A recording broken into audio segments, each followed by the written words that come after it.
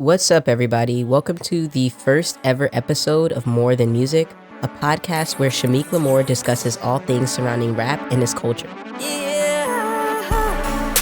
Run over that stick, I bet I blow, boy. Bad, want me to buy a go yard. Go yard.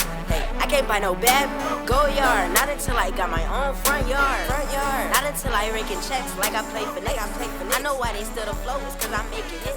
They said I set up that I just played the pitch. You think you gonna take who change? You ain't snapping. Today's segment will be Hip Hop Has-Beens, and the artist of interest is YBN Nahmir. YBN, aka Young Boss N-Words, was a Birmingham, Alabama gaming group turned rap group founded in 2014 by YBN Nahmir and YBN Almighty J after meeting on GTA servers. The group featured YBN Nahmir, Corday, Almighty J, Glizzy, and Walker. Now, YBN dropped his first hit single, Revving Up the Paint, September 18, 2017, on all platforms, and even a music video on World Star Hip Hop, which catapulted the single to number 17 on the Hot Rap Songs Billboard and number 46 on Billboard Hot 100.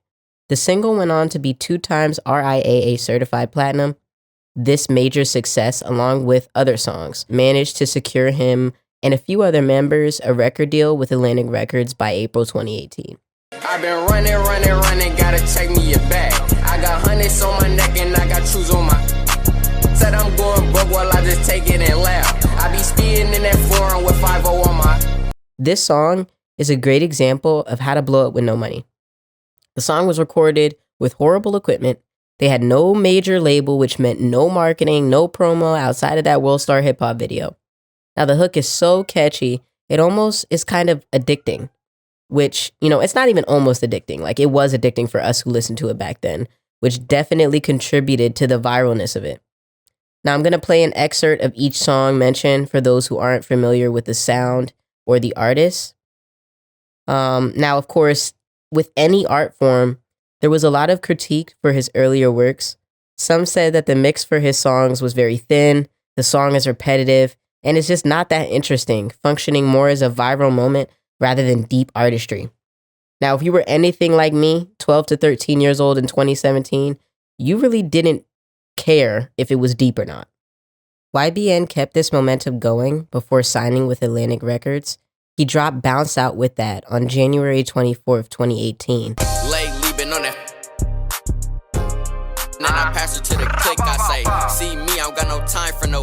I just get it for the bros, I'm just worried about them chips. While this one didn't chart the Billboard Hot 100, it did end up on the bubbling under Hot 100 list, proving he was not just some mediocre one-hit wonder, or so that's what we thought at the time. Now, this song, I loved it when it first came out. It has a natural exuberance about it. It kept us hooked into it. It's a trap song just like the other one, but it's fun and boastful. It's perfect for social media and party settings. Now, keep in mind, though, through all this, YBN as a group is facing internal conflicts between the members, financial issues, a lot of which were caused by their manager named James McMillan, and it caused some tension. Just to give a little bit of, background on what these issues were, in 2025, Corday stated that the group never really recorded any songs together in person, and it created a lack of musical cohesion. Now, way earlier, before that interview in 2019, YBN Almighty J somehow caused a sort of retaliation, I guess you could say, in the form of a shootout, which almost led to the death of YBN Nahmir's mother. And, James McMullen pretty much trademarked the group name YBN without any of the members' knowledge. This was disturbing for me to find out, because in rap culture, if we see wrongdoings happening, to an artist by someone who handles more of the business side of things, we're quick to compare that to slavery. The aspect of the idea that YBN, Almighty J and Nahmir worked so hard to create the name and, everything else surrounding that in the art, and their manager just straight up took all profit and trademarked their name, I think that's a low blow.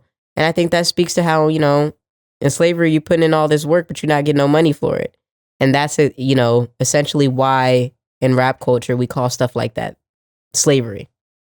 But yeah, very low low blow on the manager's end, knowing that the YBN members already came from harsh areas with backdoorish, slimy people.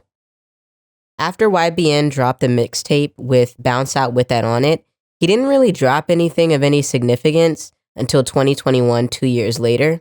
But before we get into what he dropped, in 2020, YBN, the group, actually officially broke up. Like, they were no longer a group. There was consistent beef between the members. And at this point, it was just the complete acceleration downward.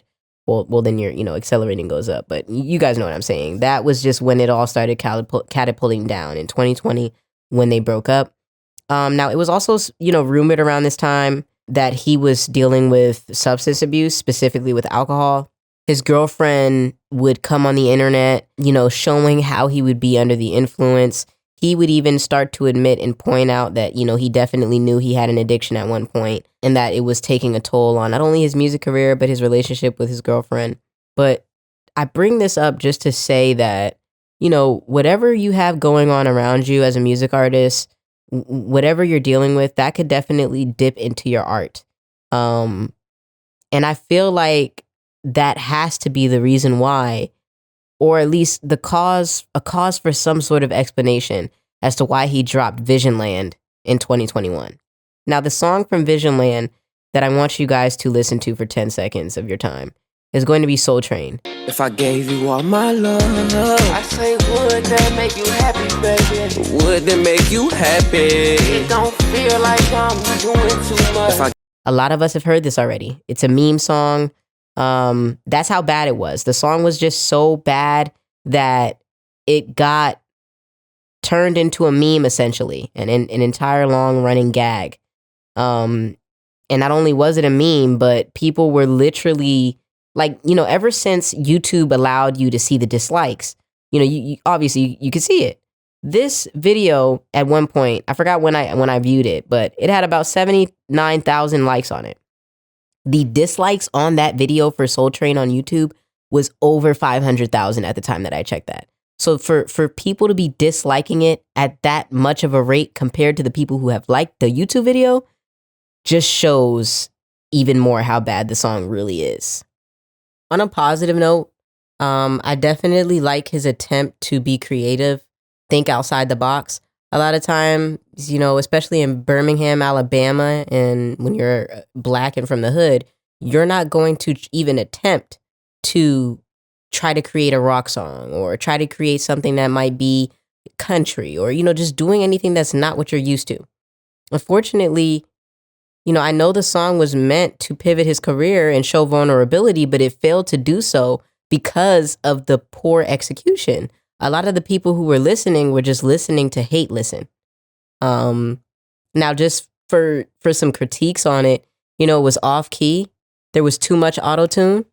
The lyrics were extremely simple. Even out of the excerpt that I just played, if I gave you all my love, would that make you happy, baby?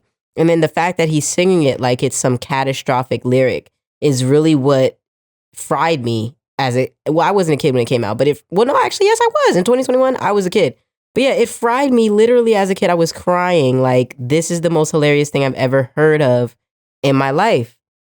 Now, in terms of favoritism, when Soul Train came out, really honestly in general, when his career was on the down, Cordae was kind of being pushed up. And it was much of a comparison kind of thing. So when he dropped Soul Train, it was kind of like, wow, Cordae's over here doing this extremely lyrical stuff, going beyond, and evolving.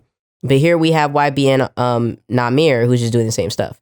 And YBN Almighty J at this point, he has left rap entirely and he does streaming, YouTube, etc. So everyone's just really doing their own thing. After dropping Visionland, after dropping Soul Train, he basically had to switch labels. He got signed to Def Jam on July 9th, 2022.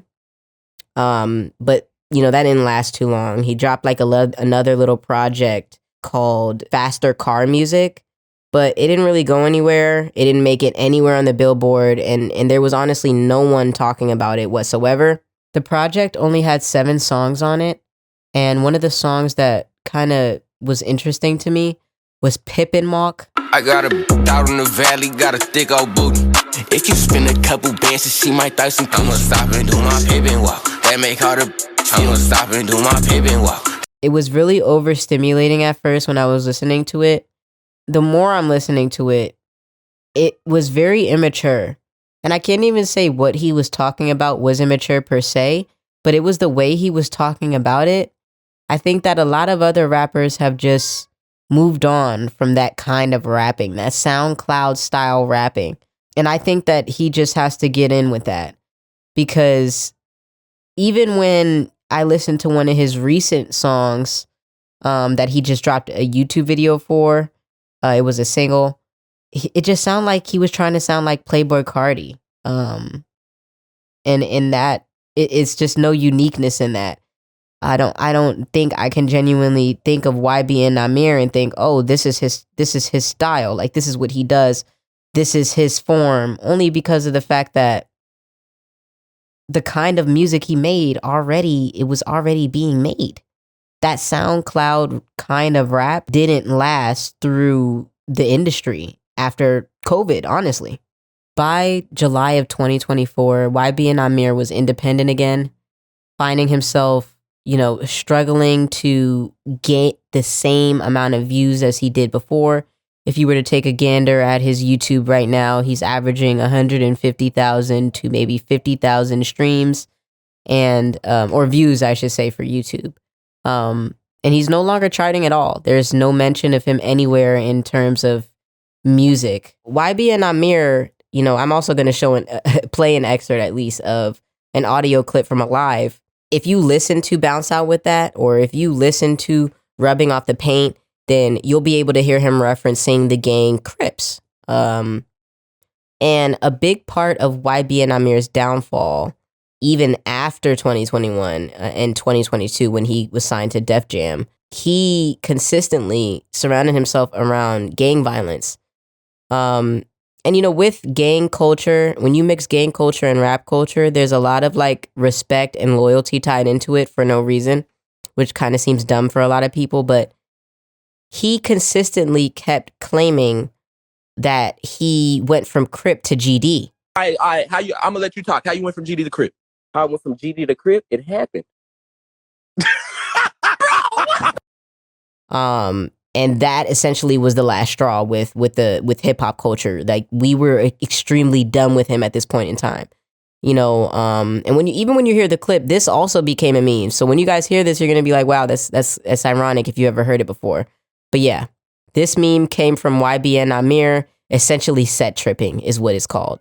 All right, and that is the end to the first ever episode of More Than Music, a podcast where Shamik Lamore discusses all things surrounding rap and its culture.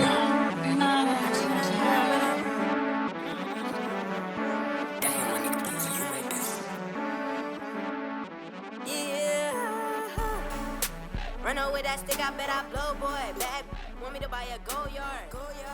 Hey, I can't buy no bad go yard. Not until I